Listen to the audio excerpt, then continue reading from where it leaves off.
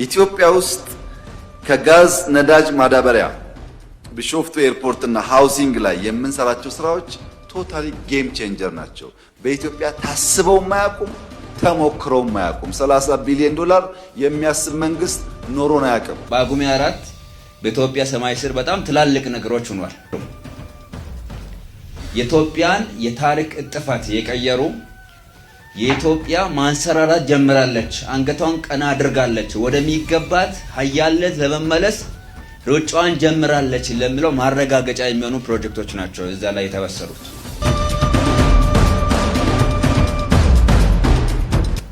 እንግዲህ ሁላችንም አርሶ አደሮች ነን፣ እናርሳለን በጓሯችን። ከማዳበሪያ ተያይዞ ያለ ጉዳይ ታውቃላችሁ፣ ከዋጋው ጋር ተያይዞ የሚነሳ ጉዳይ ታውቃላችሁ። በአንድም በሌላም ከተማ ላይ ብትሆኑም ገጠር ላይ እርሻ መሬት አላችሁ ወይም በማስፋፊያ ላይ ያላችሁ።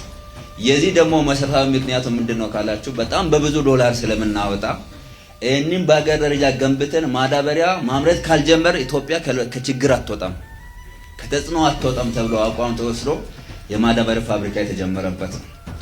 በሌላ በኩል ሌሎች ሀገሮችን የሚገዙበት ቅኝ እንኳን ቢቀር የነዳጅ ፖለቲካ ከባድ ነው።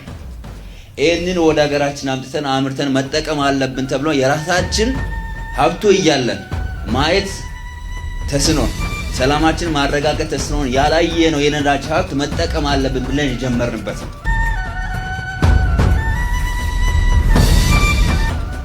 በሌላ በኩል በዓለም ላይ ከፍተኛ በሆነ ደረጃ 120 ሚሊዮን የሚያስተናግድ የአውሮፕላን ተርሚናል ነው ያለው።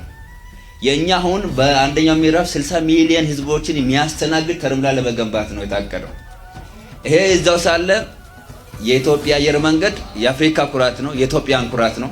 እዛው ሳለ ገበያ ነው፣ እዛው ሳለ ዶላር ነው፣ እዛው ሳለ ሌሎች ዓለማትን የምንደርስበት ኢትዮጵያ መግቢያ ማደሪያ መተላለፊያ ናት ተብሎ የተበሰረበት ጉዳይ ስለሆነ